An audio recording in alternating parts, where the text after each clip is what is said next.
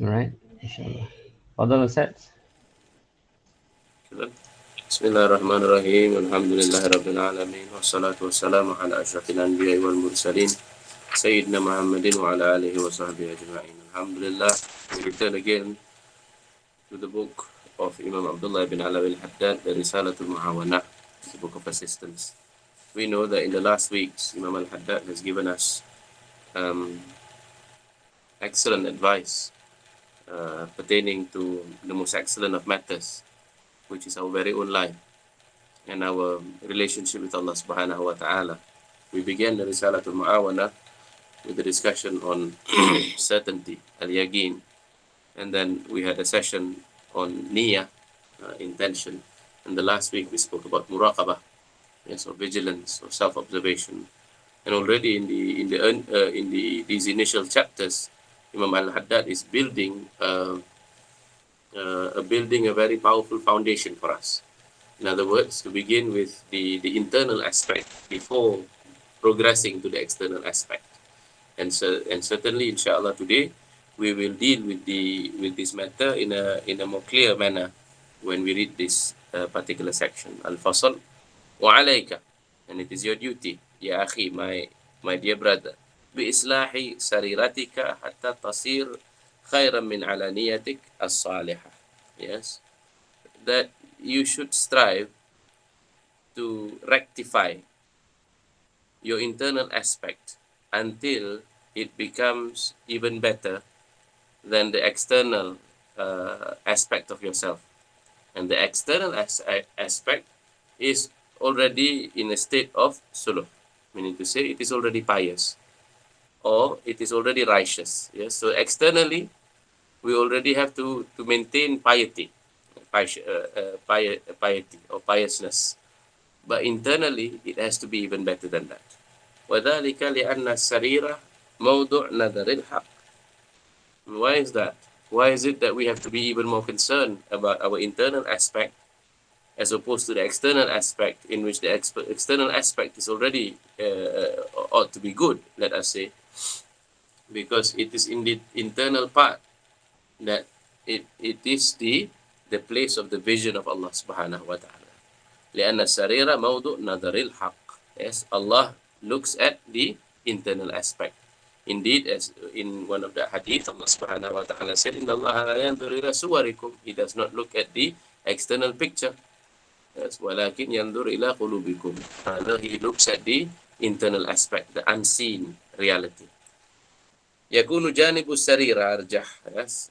And Imam al-Haddad said in the ta'liqat, in his commentary, or rather in his notes, as-sarira ma khafiya min amril qalb. Yes.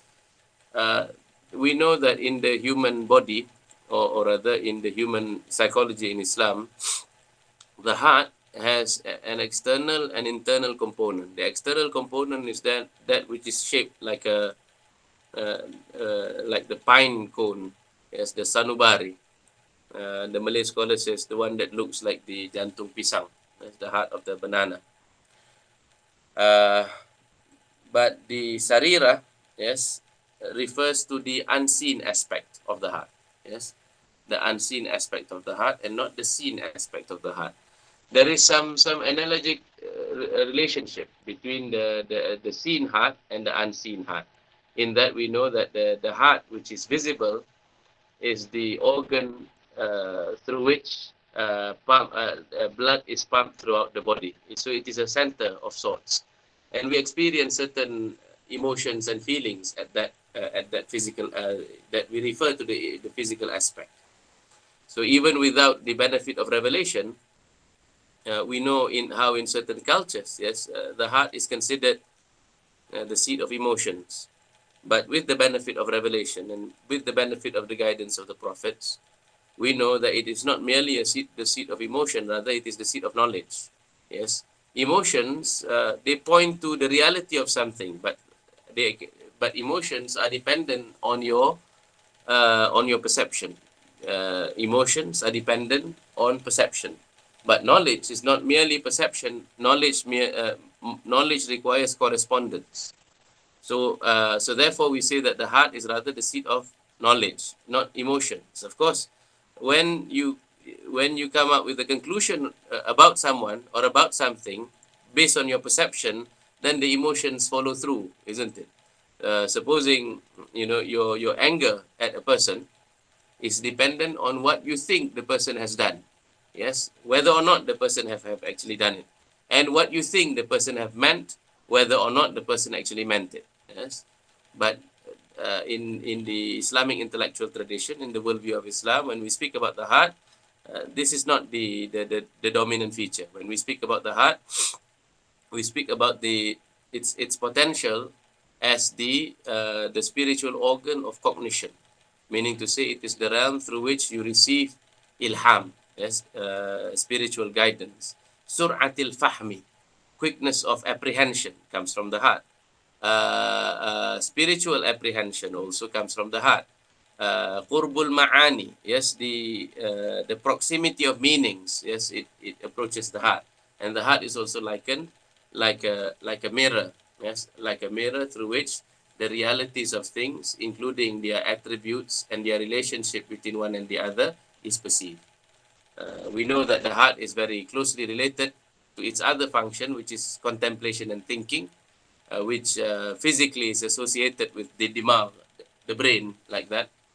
But when we speak about the heart being the organ wherein Allah Subhanahu wa Taala perceives a certain person, certainly we mean the ma khafiya min amril qalb. Yes, what is hidden from the affair of the heart. Wal alaniyah matmah nadarul khalq. As for your external aspect, now that is the sight of vision for the rest of creation. Yes, for the rest of creation. And the degree of one's riya, yes, the degree of one's riya, or basically corruption of one's sincerity in ibadah, is when he thinks more about the khalq as opposed to al-haq. When he thinks more about what other people, yes, what the rest of creation thinks about the good things that he did, which ought to be intended for Allah Subhanahu wa Taala, compared to what Allah Subhanahu wa Taala judges of his actions and deeds. وَمَا ذَكَرَ اللَّهُ تَعَالَى السِّرْ وَالْعَلَنْ فِي كِتَابِهِ.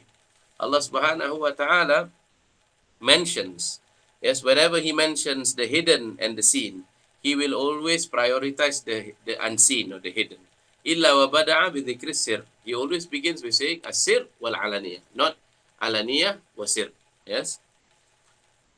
Wa kana min du'aihi, and also from the dua of the Prophet sallallahu alaihi wasallam, yes, Allahumma ja'al sarirati khairan min alaniyati wa ja'al alaniyati salihah. Ya Allah, make my internal secret, my internal aspect better than that which is external, and make my external aspect pious. Imam Haddad comments, Nabbahaka subhanahu alaihi litushammir li islahih wa dhalika li'anna sir mu'amala bainal abd wa bainallah. Yes. Because why does Allah Subhanahu wa Ta'ala always remind and prioritize as-sir over al-alaniyah, the secret, as opposed to the observable aspect? Because the sir, the hidden, is the transaction between you and Allah Subhanahu wa Ta'ala, or the relationship between you and your Lord. And the seen is between you and His creation. فَيَنْبَغِي أَنْ يَجْعَلْ صَلَاهُ السَّرِيرَ لِذَلِكَ أَكْثَرُ. So therefore, you must prioritize, you must increase your observation, yes, and your correction of your internal aspect more than the external aspect. وَمَنِ ادَّعَى صَلَاهُ السَّرِيرَ مَعَ فَسَادِ ظَاهِرٍ. And a person who claims that his internal aspect is good, is sound, but when we see his external aspect, it is corrupted, فَهُوَ كَذَّابٌ. He's a liar. Yes. فَإِنِ ادَّعَى ذَلِكَ مَعَ صَلَاهُ ظَاهِرُ فَهُوَ مُدَّعِي. On the other hand, a person who claims the external aspect, or rather the internal aspect is good, but who portrays the external aspect to be good, but internally it is the opposite, then he is a mudda'i, a person who merely claims to be so, but has no proof of that. Now, وَمَتَى صَلُحَةُ السَّرِيرَةُ صَلُحَةُ الْعَلَانِيَّةُ لَا مُحَالَةَ. And certainly, if your heart is sound, the rest of the body will follow.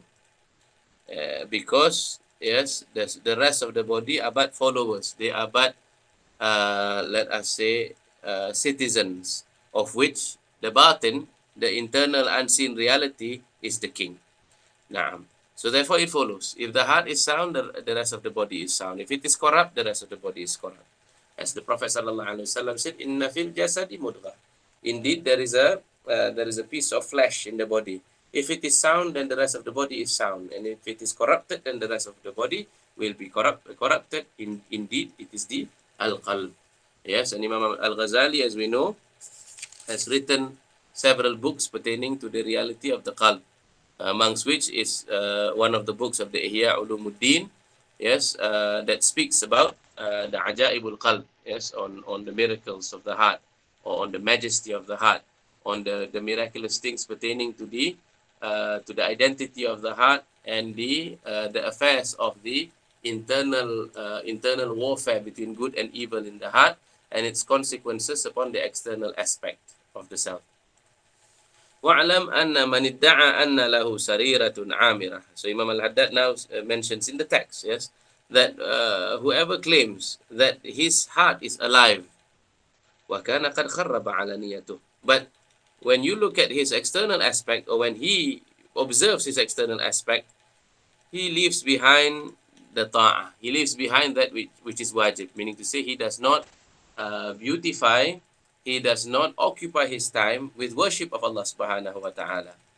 Therefore, he is a mudda'in kadhab. He's a liar. Yes, he is full of deceit.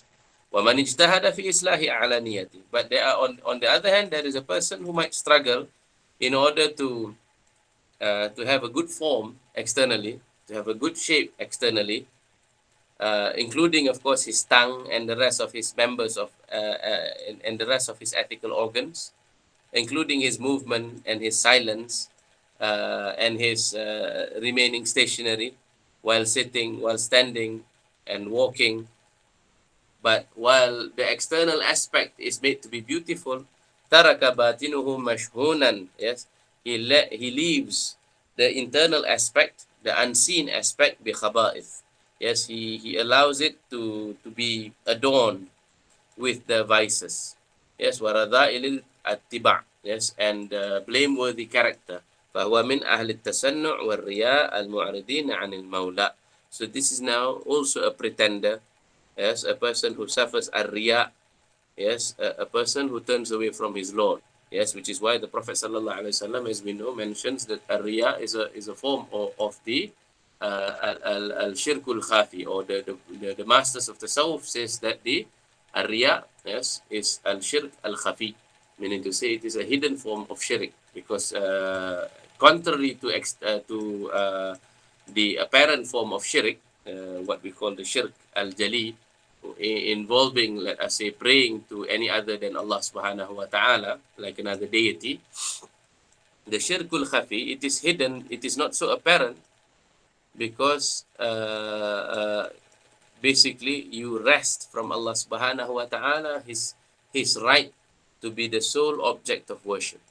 Yes, whereas the intention of worship should be just to please Allah subhanahu wa ta'ala. The intention of worship ought to be merely to fulfill his commands and to avoid his prohibitions. Were you to do so with an ulterior motive, would mean that you consider that whatever alternative motive other than the pleasure of Allah subhanahu wa ta'ala, you give them a share and a portion of your ibadah, which is shirk ultimately, isn't it?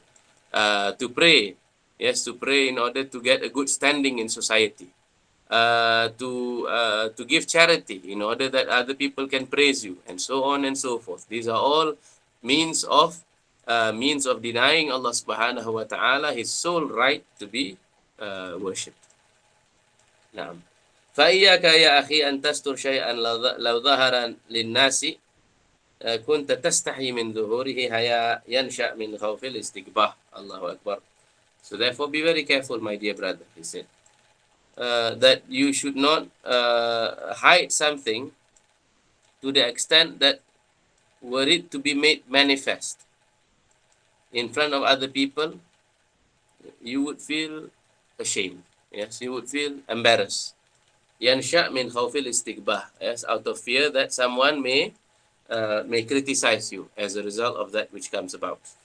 Of course, as a means of clarification, yes, khawful istighbah, the fear of bad judgment is crucial, because this analogy, there's some limitations, isn't it?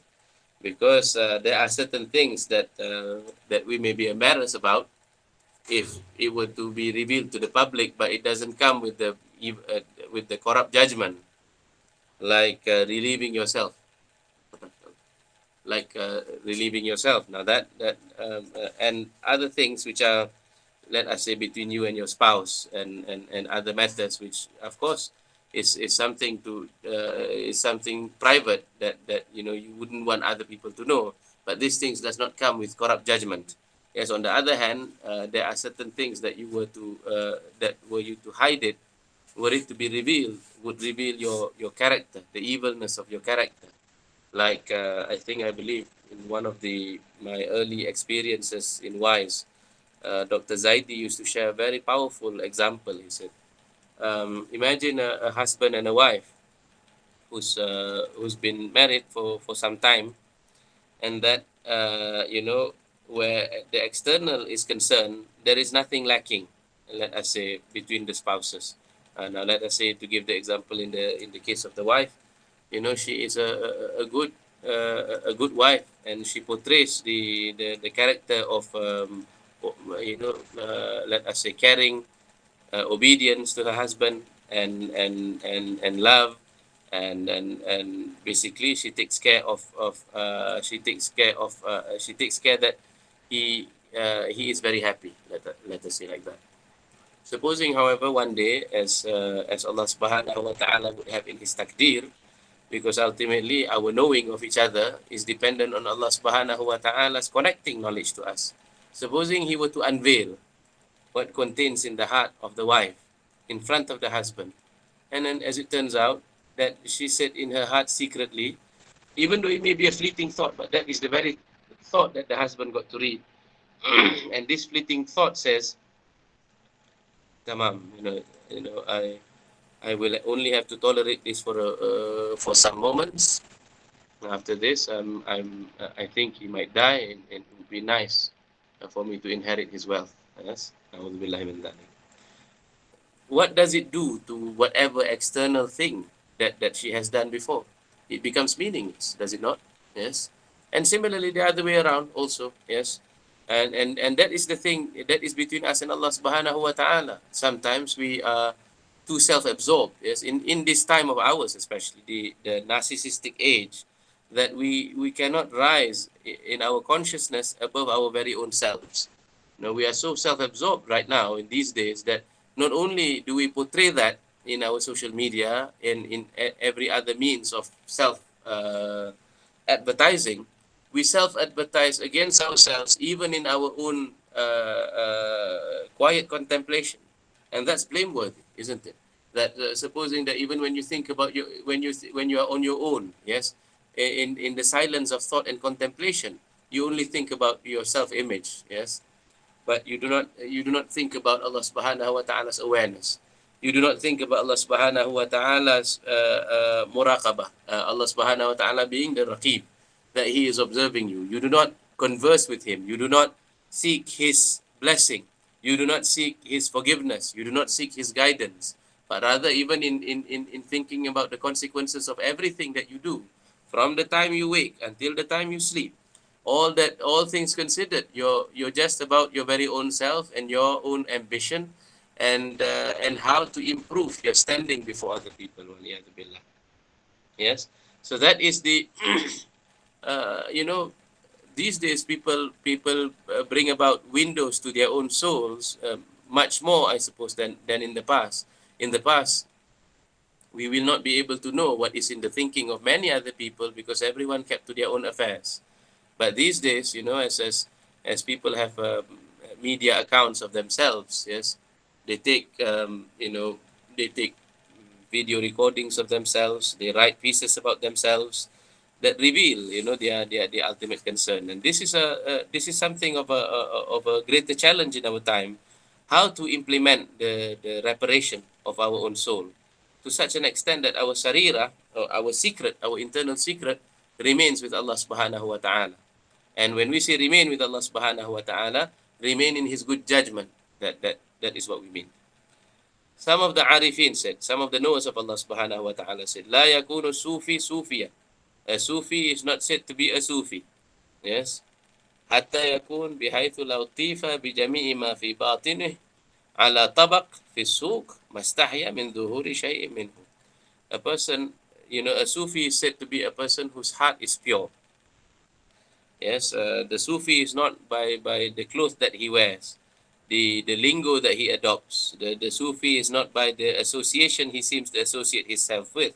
The Sufi rather is the one who, it is said here, that were his internal aspect to be paraded in public for the eyes of the public. Yes, in the public space, like a market. He will not be ashamed of any aspect of that. Yes, فَإِن لَمْ تَقْدِرْ. So therefore, if you are not, so this is certainly the mark of those who have striven hard to improve themselves. But if you are not able to do that, if you are not able to have your internal aspect more beautiful than the external aspect, then at the very least, Imam Haddad said, if you are not able to make it better, then not less than the same. Yes, not less than the same level between what is inside and what is outside. So therefore, when you avoid that which is when you perform the commands of Allah subhanahu wa ta'ala and you avoid his prohibitions, وتعظيمك لحرمته ومسارعتك في مرضاته في الخلاء والملأ على حد السواء. So therefore the degree of speed that you come to his worship, that degree the degree of your seriousness in worship in private and in public ought to be the same. Allahu Akbar. Yes, and you can do a test of this. Yes, whereas you know that that when you pray, it is the same. Allah subhanahu wa ta'ala always looks at you.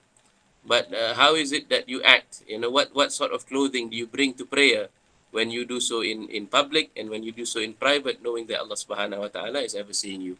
And do you put on the same degree of the sunnah when you're alone and when you're in public?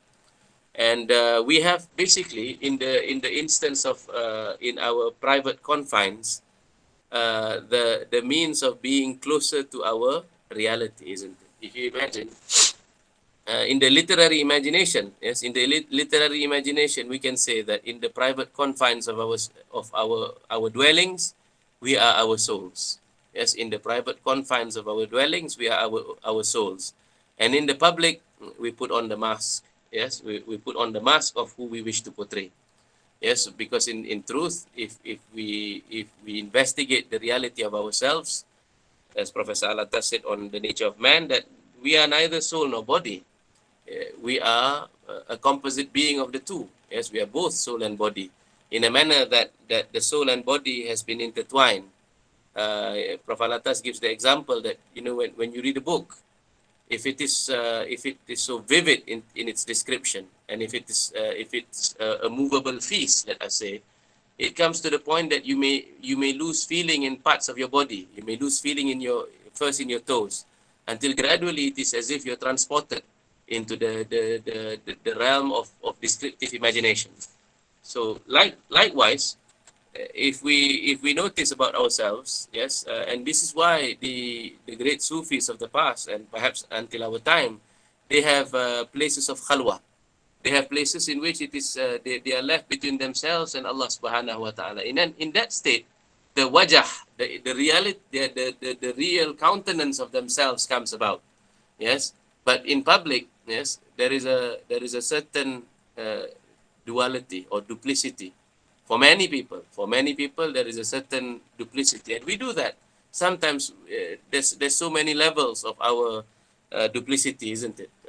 When we look at how, as couples even, there is the couple behind the closed doors, and then there is the couple that we wish to portray to other people what type of couple we are. Allahu Akbar. And there are those who even after they've gotten divorced, they maintain their relationship as a public couple. Yes. So what is the matter with that? Yes. Um, as Imam Haddad said, the internal should be at least, at the very least, equal to the to the external. But it is even better if it is more beautiful. Yes, isn't it nice? Yes, to know that such a person who is kind, the person that you know, that secretly with Allah Subhanahu wa Taala, is a multiplication of that. Yes, that he is a person who is even more, who is even kinder in front of Allah Subhanahu wa Taala. And this also is reflected in Islamic architecture. I believe I've heard from our teachers.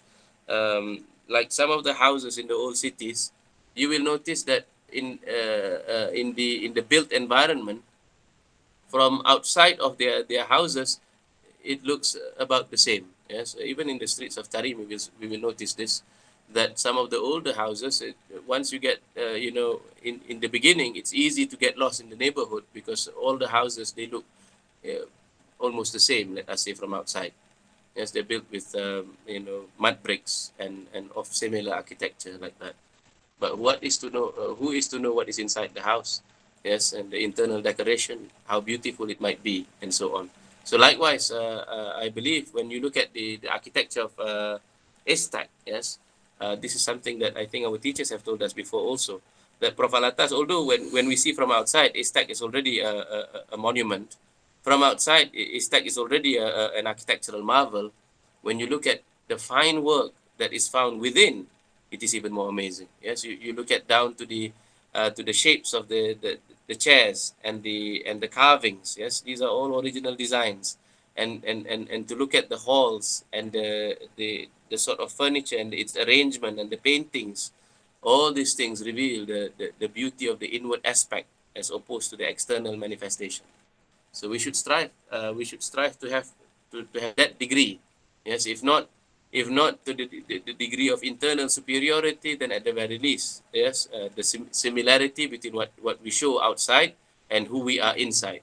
Because ultimately in the akhirah, things will be reversed. Yes, things will be reversed. In other words, not only in the akhirah, even in this world, amongst the in this world, amongst the awliya of Allah Subhanahu wa Taala, and higher than them, amongst the prophets, they are able to see as they are able to see people's real forms. Yes, such that for some of them they see, a person, with in the akhirah will be really like that, isn't it? Like a person with the head of a donkey, another person with the head of a dog, and a pig, portraying the reality of their nafs like that. And I think only real people, yes, only real people, those who are not animals internally, yes, will be able to show the reality of themselves. And we know that in the akhirah, the wudu that you take and so on, they will reveal, they will be part and parcel of your externalized body in the akhirah. In the nature of man and the psychology of the human soul, Prophet Allah said that prophets of such powerful imagination, or in the Prolegomena rather, he said prophets are of such powerful imagination that Allah Subhanahu wa Taala gave them the ability to see people in their batin forms, their hidden forms, and to see malaika who are batin in their external forms. Yes, like that. But we should not wait until a person points it out to us, because if other people cannot see us, at the very least, we know ourselves, isn't it? We know ourselves how sometimes, the internal whisperings that come across, either we entertain it or not, yes, will reveal the reality of ourselves. And that is it, inshallah, from this particular chapter. It would be very nice if we can have some comments or some questions, inshallah. Ahlan wa sahlan.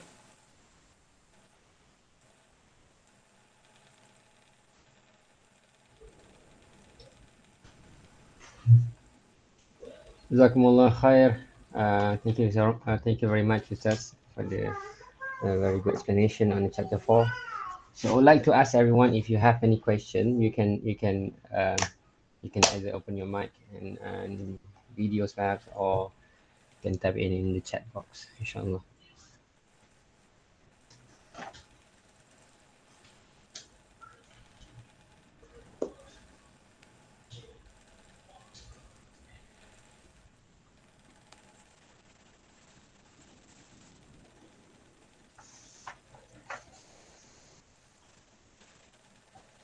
We have another half an hour, says. So what do you Okay. say? If there's no any question, if you want to stop, you can, or if you want to continue in chapter 5, you can as well. Up to you. Well, mm, well, it's good Oh, to have a short there's one one also. question. Oh, okay. To see someone in their batin form, melihat seseorang seperti rohnya. That's sebagai rohnya. Well, um, the batin is the unseen part, and the roh is the reality of yourself. So if we transpose the meaning, it will be as if it is like that. Yes, but as we know, isn't it, that these symbols, the symbols that symbolize our reality, sometimes in animal form, and it is most pronounced in dreams. And Imam Al-Ghazali mentioned that through dreams, or the ability to interpret dreams, is 1/46 of prophecy. And in the dreams of people, we see this aspects coming through, isn't it? The symbolic nature of things come in dream form, isn't it? A person, Imam Al Ghazali gives the example that a person who comes up with something to close people's mouth and to cover people's private parts. Well, this is actually the muaddin, because once the muaddin sounds his adhan for fajr, what happens is that those things which were halal before the state of fasting is now no longer allowed, except that it would invalidate the fast. So in our dreams we see that, isn't it? In our dreams we see that that either it comes in the form of people, or sometimes even in the form of animals, and so on, because depending on the strength of our imagination, and also depending on what we receive through the experience of dreaming. So likewise, therefore, in the case of the prophetic imagination, the minds are powerful. Their ruh, their qalb, and their akal are powerful to the extent that they are able to see these things, and your external flesh is no longer able to hide what it is that or who it is that you are. As for the angels, we know that they sometimes take human forms, like Sayyidina Jibril alayhi salam, Sayyidina Israfil, and Mikael, and several other prophets are known in the literature of hadith, in the Quran, and in the literature of tafsir, how they from time to time would take on human forms. Sometimes in the form of the Sahaba, like Sayyidina Jibril used to take the form of Sayyidina Dihya al-Kalbi, because of his, let us say, good looks. Uh, uh, um, so vice versa, like that. The Prophet sallallahu alaihi wasallam reported, for example, seeing that Sayyidina Bilal ibn Rabah in Jannah, and some of the other Sahaba in this form. One was said to be crawling in Jannah, and so on and so forth. These are all realities, yes, but the realities are presented, let us say, in symbolic forms, of which the mind is supposed to decipher the meaning. It says on this topic as well. What do you say that if someone has got a good heart, and then the light uh, contained with it will be reflected uh, outwardly in the face, but it's hard to describe it, but you almost can feel it, the light of the because of the walis, for example. Yeah, well, we know of this because even in the Quran, Allah Subhanahu wa Taala said that the mark of the believer is seen in their face, is seen in their countenance. Simahum fi wujuhihim min athari sujud. Yes, Allah said that the mark is seen in their wajah, in their countenance, from the effect of their prostration before Allah Subhanahu wa Taala. That's the description of the believers. So in other words, as you progress on your path of ibadah, Allah subhanahu wa ta'ala may even from this world, yes, grant some aspects of that nur upon you. In the same way as some of the Sahaba, like one of the Bedouins, or one of the Sahaba, when he met with the Prophet sallallahu alaihi wasallam, he heard stories about the Prophet, and of these stories, some were invented fables against the Prophet. So when he came to see the Prophet, he immediately said that Laisa hadha biwajhin kadhab. This is not the face of a liar. So even basically, if you improve your internal aspect, externally there will be because as we know that people's spiritual organs are of different degrees of activation. Yes, people's spiritual organs are of various degrees of activation, in the sense that some people, their heart is able to feel, yes, the presence of the kind-hearted. So there are some others, they are able to discern from the lahnul qawl, i.e. the intonation, because sometimes a person who is a deceiver, a liar, a habitual liar, let us say, even in his intonation, he can no longer hide it, isn't it? That he may be a natural liar, and for the generality of people who are used to his lies and who wish hardly to believe, who wish very hard to believe who are very fond to believe in his lies, they don't think much about it. But for some people who are sensitive, they will be able to see that this is the speech pattern of a liar, and so on and so forth. Yes, it leaves its traces in the just like ma'siyah, isn't it? Consistency in ma'siyah leaves a trace in the.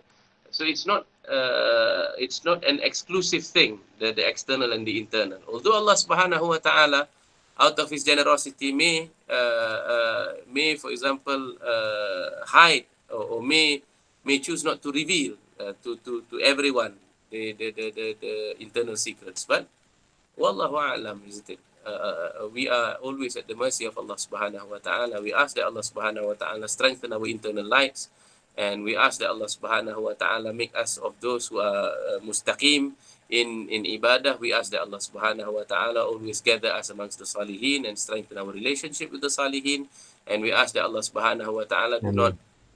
do not change the let us say, the attraction in our hearts, such that we become weak, and we become attracted to those which earns his wrath and anger. Ameen.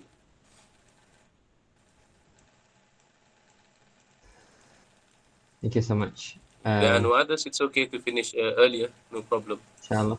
Okay. Khair. If I think that's it, we can finish. That's a good dua anyway. So Alhamdulillah. If there's no question, I think we can end this. Inshallah, we try to continue again next week on chapter 5. So this is a recorded session. I will upload it to the YouTube channel as well, so you can revisit the lecture, inshallah. Right. Let me end with the dua, and then Ustaz do Ratul Fatiha.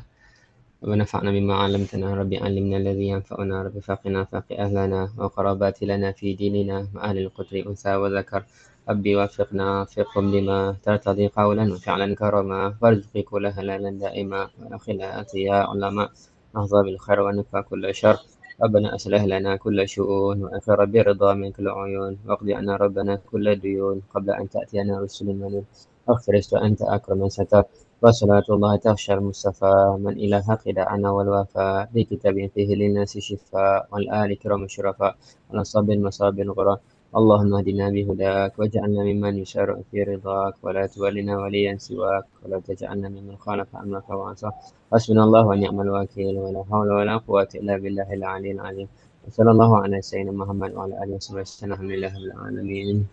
الفاتحة.